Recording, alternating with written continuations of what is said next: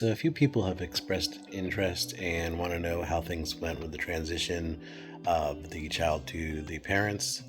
Um, I need to give a backstory of what everything occurred, so you'll know exactly what's going on.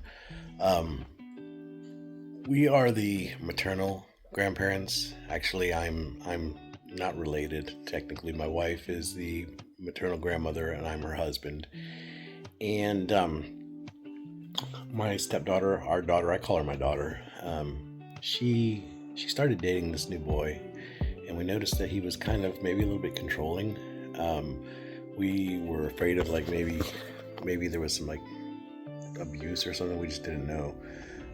But what ended up happening is she separated herself from the entire family.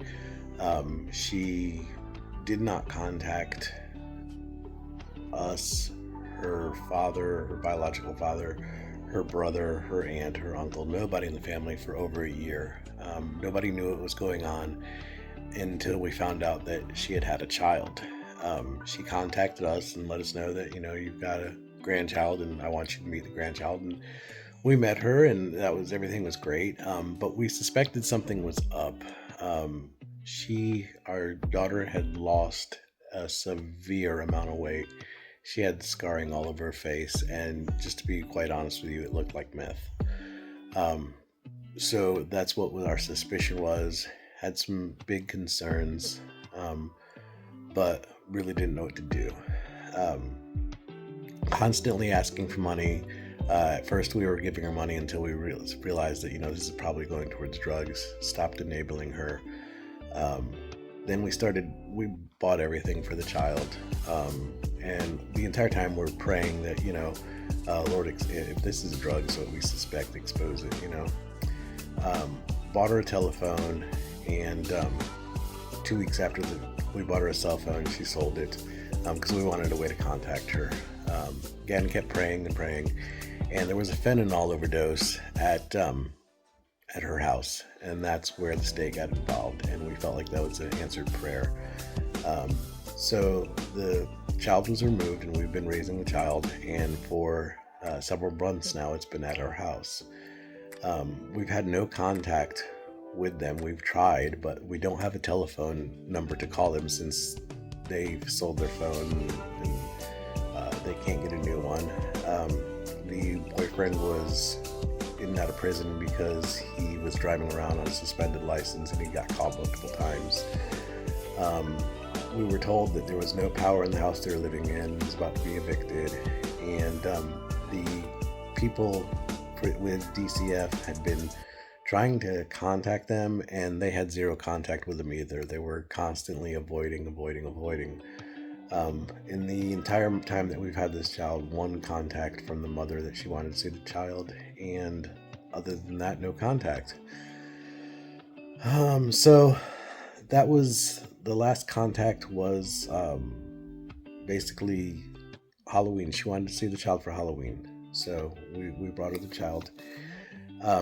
DCF was considering what they call a 751, which is basically a Florida statute 751, which allows the grandparents, paternal grandparents, for the grandparents to have temporary custody until things work out with them and they go through a program. Well, the problem with that is that there was no program established because they kept avoiding.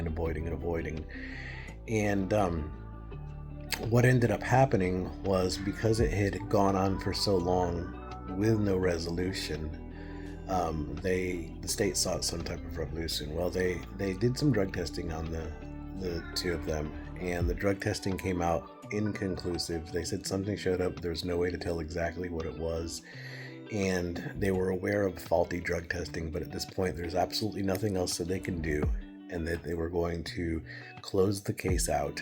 And basically they have parental rights, and anytime they want the child back, they can get the child back. Well, our thought process was that if they and I'm sorry, the state told us you can keep this child for 6 more months if you want, or however long you want. Keep the child as long as you want. Daycare and medical expenses are all paid for 6 months, and after that it's kind of on you.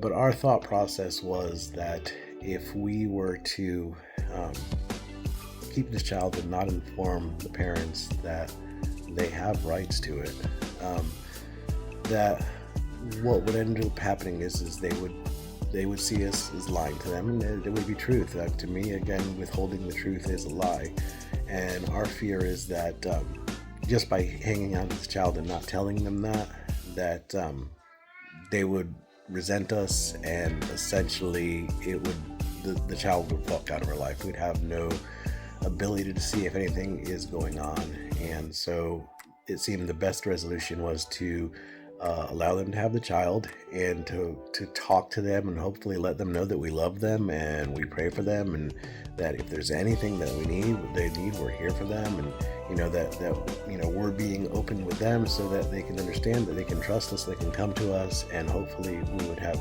the ability to see this child. Well, we called the paternal grandmother, um, who lives in the house. It's the only person that has a phone.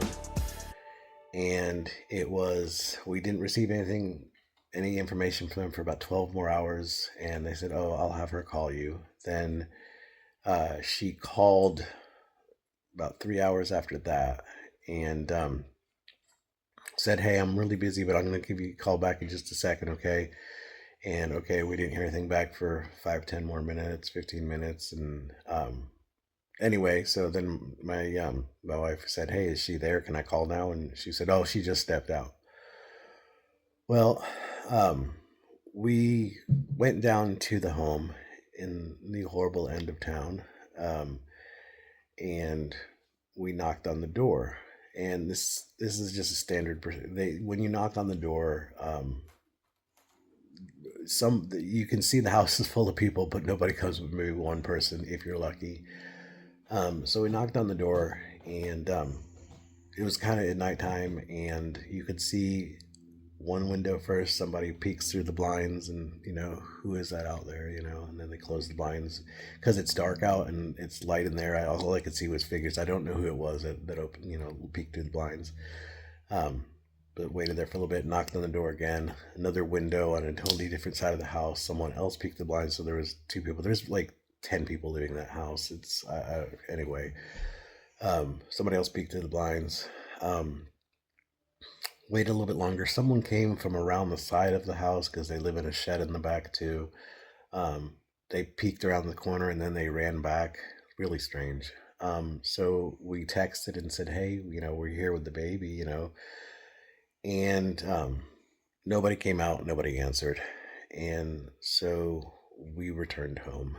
And so at this point, we feel like we've made every attempt to reunite the child with the family and to do the right thing. We're not withholding anything from them, but we are kind of separating ourselves and waiting for them to contact us, essentially. And honestly, at this point, it's a really strange situation because we want reunification with the family. We love them, we pray for them, we want healing for them, but we want it on safe terms. And so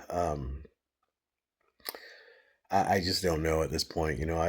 Part of me wishes that they don't contact us so we can keep this baby safe, and contacts us when they're healed. Though I don't know that that's going to happen. But that's where we're sitting right now.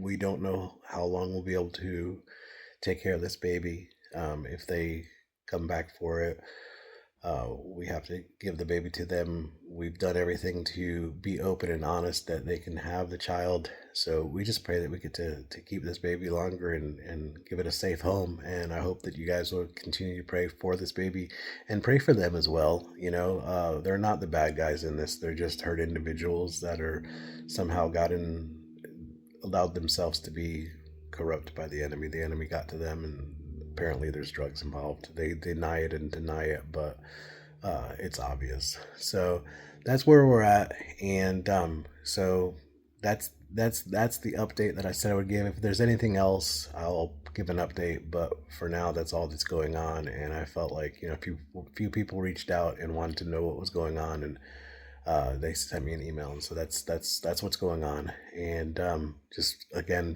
pray for the baby and Pray for them that they get healed and, that get off of whatever substance they're on or whatever is causing them to be like this. And that's all for now. Love you guys.